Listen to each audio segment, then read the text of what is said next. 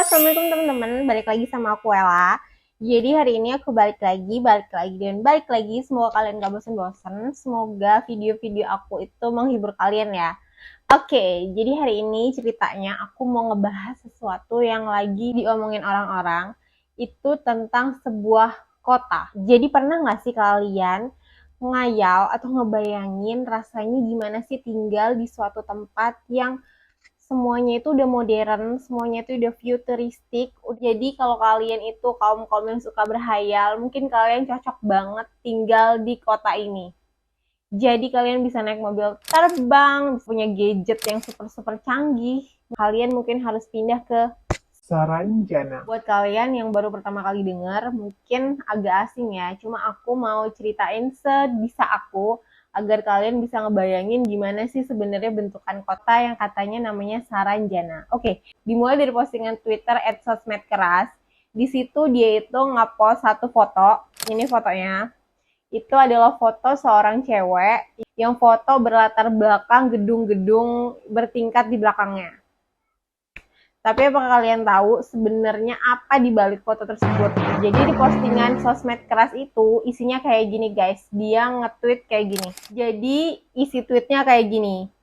Katanya itu aslinya yang di belakang cewek cuma hutan, gak ada bangunan atau nuansa kota seperti di foto.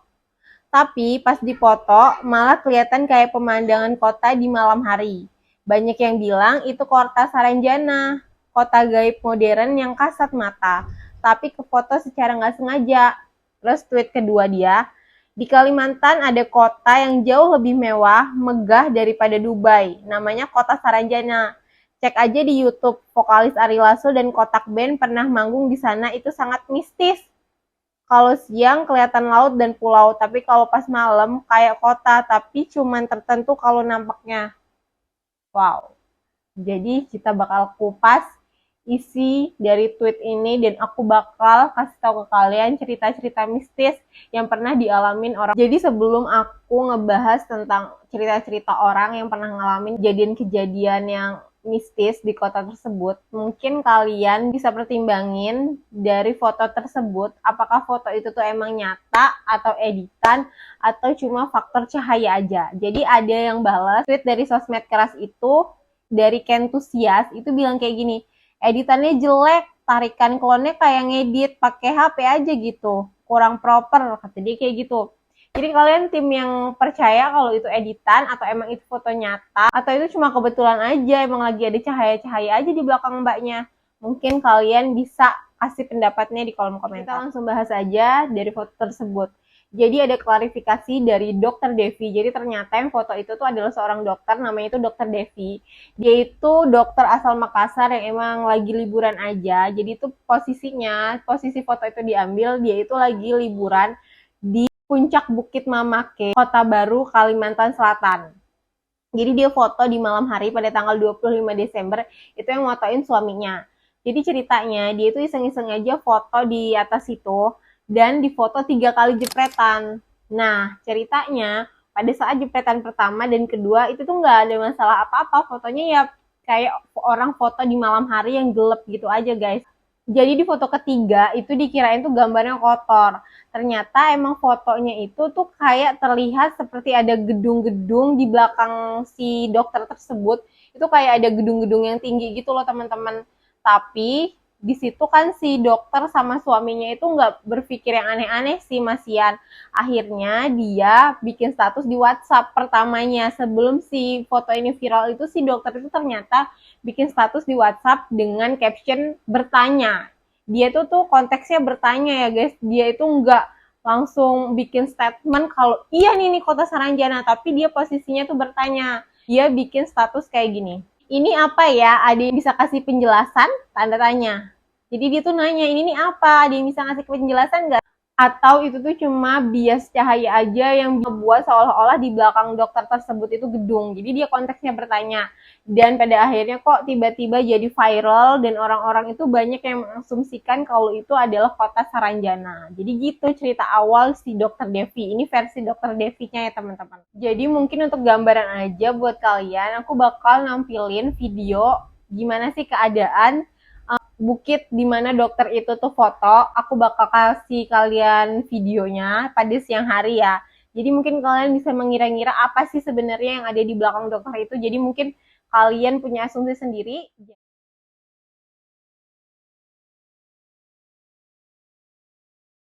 Jadi usut punya usut, katanya kota Saranjana ini letaknya ada di Kota Baru, Kalimantan Selatan. Jadi sebelumnya ini ada foto peta pada saat Saranjana itu pada zaman dahulu kalanya ya guys.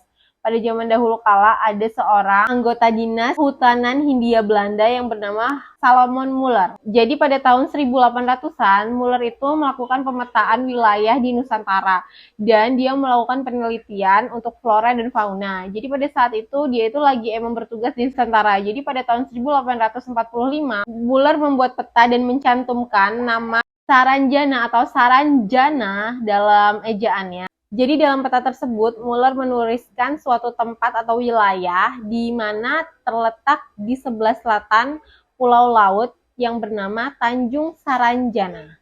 Jadi dalam peta buatan Muller, Saranjana itu bukan nama suatu wilayah atau kota. Jadi Saranjana itu adalah nama sebuah tanjung. Dan pada masa penjajahan Jepang, Tanjung Saranjana itu berubah nama menjadi Tanjung Lalak. Dan nama Tanjung Lalak itu digunakan sampai saat ini. Jadi aku kutip dari kompas.com, ada hipotesis yang mengatakan bahwa kota Saranjana ini kenapa sih selalu dikait-kaitkan dengan mitos tentang peradaban modern dan kota-kota yang modern. Dan hipotesis itu mengatakan bahwa Saranjana merupakan mitos tentang daerah atau pemerintahan kerajaan maju yang menjadi cita-cita Pangeran Purabaya dan anaknya Gusti Busu dari kerajaan Pulau Laut. Dan masih dari kompas.com, aku mengutip salah satu pendapat dari Bapak Mansur, Saranjana itu merupakan negeri impian dari Pangeran Parabaya di mana dia itu mau punya wilayah yang memiliki peradaban maju dan segala-segala kemajuan teknologi yang ada di dalamnya. Gitu loh teman-teman. Jadi kalian masih penasaran tentang Saranjana? Oke, aku mau ngelanjutin lagi pembahasannya. Yang kalian tunggu-tunggu pastinya tentang apa aja sih kejadian-kejadian yang pernah dialamin orang-orang tentang keberadaan kota Saranjana ini. Jadi kalian mungkin bisa tarik kesimpulan ini beneran nyata atau enggak sih. Jadi cerita pengalaman ini aku ambil dari berbagai sumber. Salah satunya ada dari TikTok @tanyabokap. Jadi dia itu bertanya sama ayahnya tentang kota Saranjana dan ayahnya ini bercerita kalau pada tahun 1970-an ada seseorang yang tinggalnya itu di Banjarmasin tapi lagi stay di London. Terus dia itu ceritanya mau pulang tuh ke kampung, mau balik ke Banjarmasin. Nah pada saat itu, pada tahun 1970-an itu, kalau kita mau pulang ke Banjarmasin atau ke Kalimantan, itu harus transit dulu ke Singapura. Cuma pada saat itu, tiba-tiba dia itu menemukan loket yang bertuliskan Saranjana Indonesia. Jadi dia tertarik dong langsung ke loket tersebut. Jadi orang tersebut nanya ke petugas konter tersebut, kota Saranjana itu ada di mana ya? Karena di pikiran dia, oh mungkin Saranjana ini ada di Kepulauan Jawa. Tapi si petugas konter tersebut bilang kayak gini, Saranjana ini ada di Kalimantan, Pak. Tepatnya di Kalimantan Selatan. Terus dia, oh Kalimantan. Kebetulan aku emang mau pulang ke Kalimantan. Jadi dia langsung beli aja tiket menuju Saranjana. Karena kan emang dia mau ke Banjarmasin dan si petugas counter tersebut bilang kalau emang Saranjana itu ada di Kalimantan. Jadi singkat cerita, orang tersebut naik pesawat menuju Saranjana. Dan setelah beberapa jam di perjalanan, akhirnya ia mendarat di Saranjana. Dan betapa kagetnya dia melihat keadaan wilayah Saranjana itu benar-benar modern banget.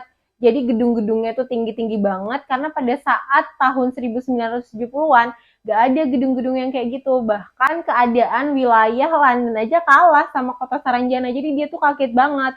Dan pada akhirnya dia itu naik taksi menuju kota Banjarmasin. Saat di loket taksi, ada petugas loketnya itu ngomong sama bapak ini, "Bapak mau bayar pakai rupiah ya?" Terus dia bilang, iya. Dan waktu dia ditanya, Bapak bayarnya pakai rupiah ya? Dia nggak kepikiran kemana-mana, karena mungkin dia mikirnya gini, oh tugas ini nanya aku pakai rupiah atau enggak karena aku ini dari luar negeri. Jadi dia nggak berpikir kemana-mana, ya dia berpikirnya mungkin aku karena dari luar negeri, makanya petugas loketnya itu nanya mau bayarnya pakai rupiah atau enggak gitu.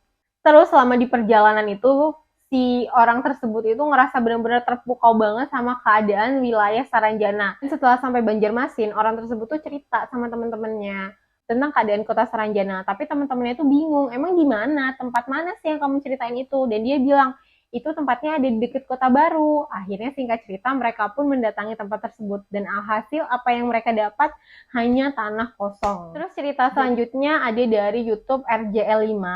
Jadi ada seorang bapak-bapak yang biasa dipanggil Abah Hamid yang tinggal di Desa Lontar.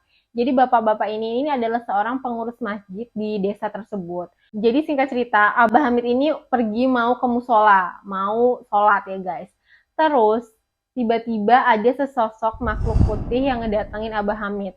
Dan makhluk putih itu tuh ngasih sesuatu bungkusan yang isinya itu ternyata uang dan tali yang berwarna hitam. Dan gak lama dari kejadian itu, Abah Hamid itu didatengin lagi sama sosok tersebut. Tiba-tiba sosok tersebut itu ngebawa Abah Hamid itu ke suatu jembatan yang ada sebuah gerbang tinggi besar gitu. Dan dia tuh masuk ke dalam gerbang tersebut. Dan sebelumnya Abah Hamid ini diceritain sama orang tersebut, orang berbaju putih tersebut itu, kalau dia itu namanya Mustafa. Dia itu adalah utusan dari kerajaan yang ada di tempat tersebut. Jadi sosok tersebut itu diutus oleh kerajaannya untuk mencari seseorang untuk menjaga masjid di wilayah mereka. Terus setelah Abah Hamid itu sampai ke wilayah tersebut, Abah Hamid itu langsung tercengang karena ngelihat keadaannya itu bener-bener modern banget, karena tuh banyak banget gedung yang tinggi-tinggi, rumah yang besar-besar, pagarnya tinggi-tinggi. Abah Hamid itu bertanya, ini tuh ada di mana? Terus kata si Mustafa atau orang yang berbaju putih tadi itu, Ini adalah kerajaan kami, Saranjana. jadi Abah Hamid diminta untuk azan dan iqomat di masjid tersebut. Jadi setelah Abah Hamid ini melakukan sholat maghrib di masjid yang ada di Saranjana tersebut, Abah Hamid itu pamit untuk pulang.